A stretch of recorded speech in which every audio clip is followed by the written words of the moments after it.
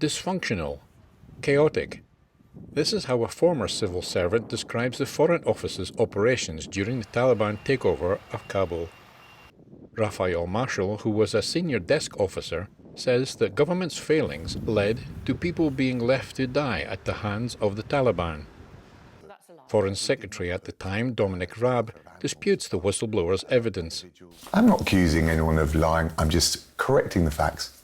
Marshall says Foreign Office colleagues were visibly appalled by a chaotic system. He says Raab did not fully understand the situation in Kabul and was slow to make decisions. Raab denies the accusation, telling Sky News the operation was the biggest evacuation in living memory. That we had a process in place to check two things. One, that we were helping those at genuine risk of persecution, or British nationals, or people who had worked for the British government. And secondly, making sure that we didn't allow anyone to come into the UK who might present a threat to the UK. And it was important to have a process to make those decisions swiftly, but also accurately. Marshall said animals from a charity run by a former Marine were evacuated over people after intervention from the Prime Minister. But Boris Johnson squarely rejects the claim.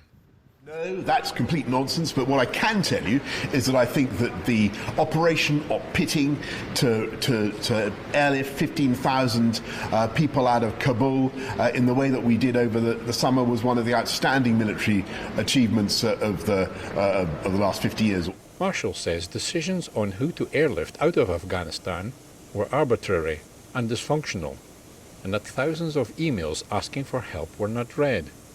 During evidence given at the Foreign Affairs Committee meeting on Tuesday afternoon, the Foreign Office's most senior civil servant, Sir Philip Barton, said the team received up to 19,000 pieces of correspondence every day in August.